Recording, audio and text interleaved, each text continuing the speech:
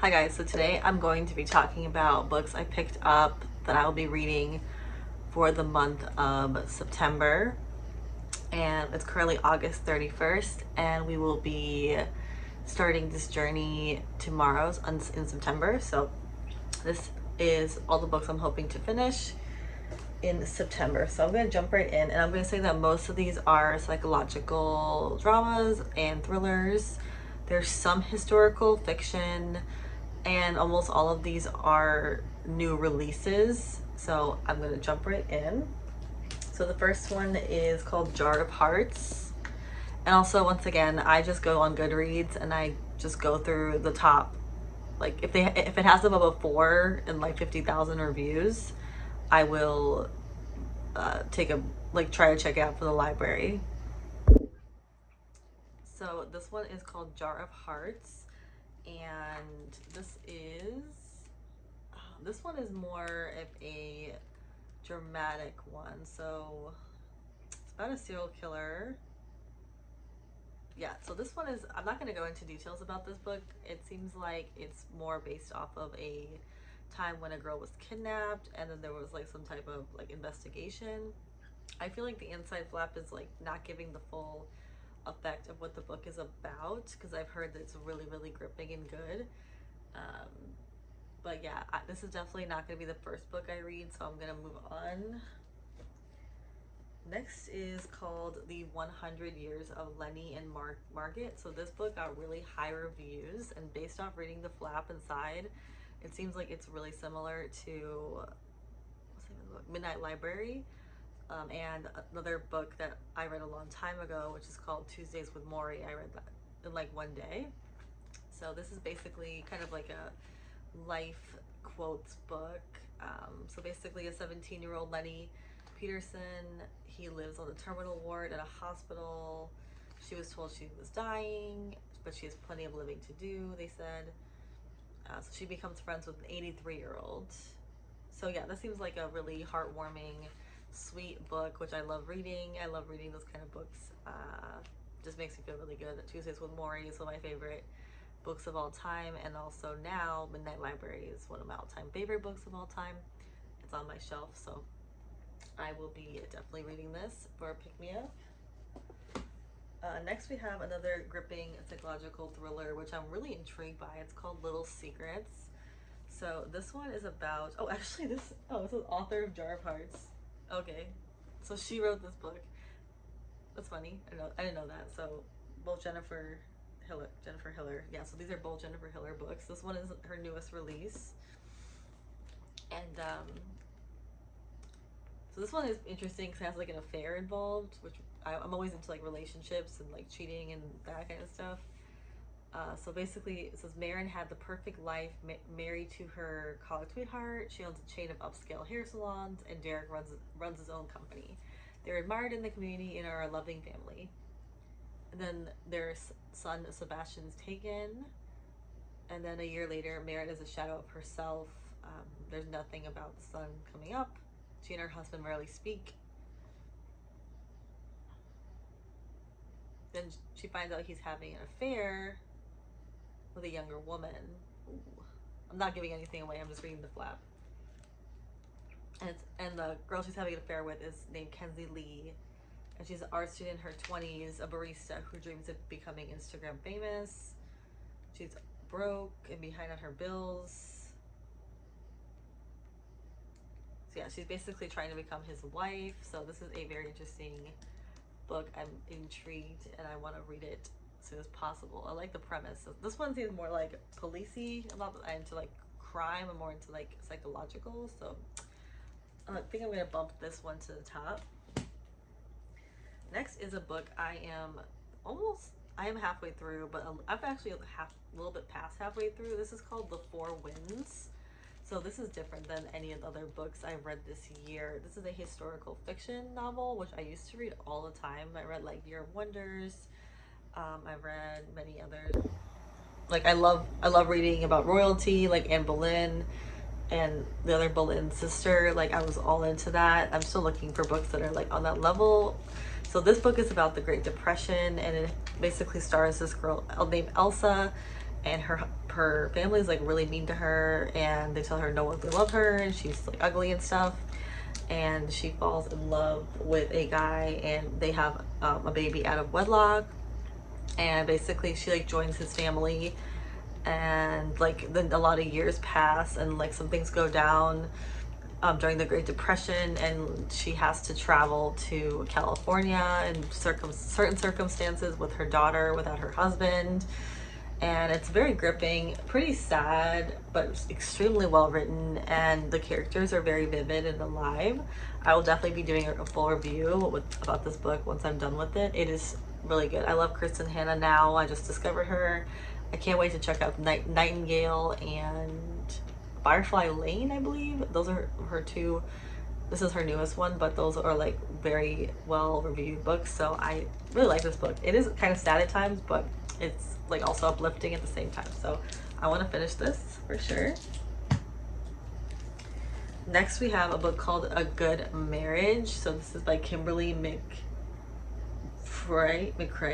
I have not read any of her books, but I love any books about relationships and marriage and drama like that. So it says full of dark secrets.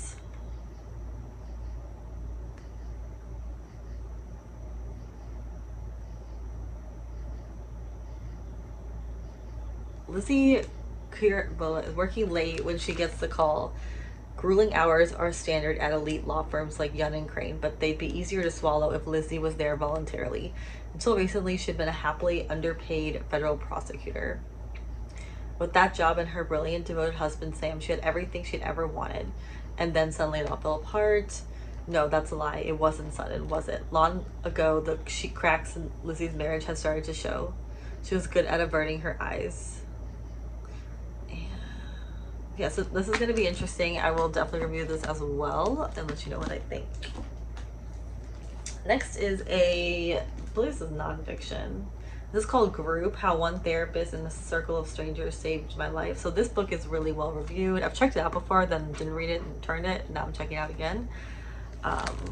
This is basically a memoir of a therapist joining a group, and apparently it's really, really good. So I'll let you know what I think about it later. Next is a book called Astrid Sees All, and this book is about a girl who joins like kind of the art world, and she kind of spirals into like drugs, alcohol, and it's like a bad crowd. And so this book is kind of how she tries to save herself out of that. So I'll let you know what I think about this book too. It's so hard to pick which one to start with. They all seem so good. And then another one is called What's Done in Darkness by Laura McHugh. So this one is a psychological thriller. Yeah, so this is I'm not going to read you the plot for this one. I'll let you know what I think, but it has really high reviews. Basically, it's another, you know, drama with police and crime and stuff like that. I'm not going to put you through that right now. I'm also currently reading the book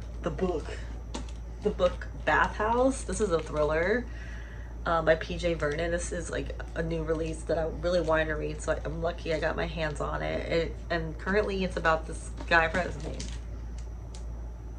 Oliver Park, and he goes to a bathhouse to cheat on his boyfriend Nathan, who is so Nathan's like really rich and from a wealthy family, and Oliver like doesn't have a college degree, and he's like really poor, so like Nathan's family hates him.